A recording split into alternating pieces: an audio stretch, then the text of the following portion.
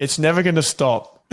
And that's okay. So anyone that says to me, my mind is racing, I'm not a meditator, that needs to just flip to there's yourself and there's your mind, and your mind will be racing, and let yourself observe your mind racing and let it observe it with some humor and a little bit of maybe equanimity, and just say, maybe sitting to yourself and going, oh, look at that silly little thing over there, just ruminating about everything. And then eventually you'll hit a point where it stops. You haven't done anything. You haven't changed anything. You've just been sitting there. It's like your mind just goes through the Rolodex of information until it runs out of things to think about.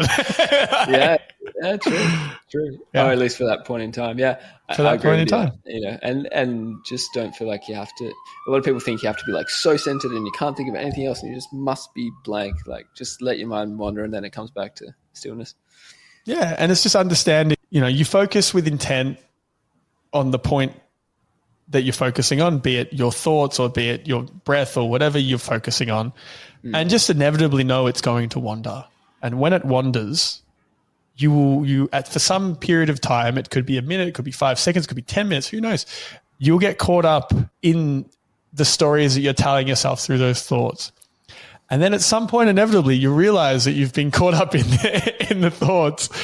And then the process of going back from that thought, understanding it, and moving back into, I'm going to make a decision to go back to what I was focusing on, which was my breath or my body or my sense, whatever it is, it's irrelevant.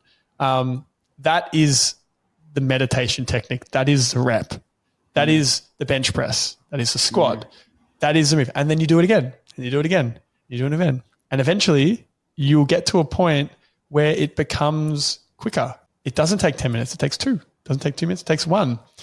Or observing your mind going off on a tangent and you're letting it go off on its tangent, but you're not getting caught up in it. You're like, all right, I'll just be over here.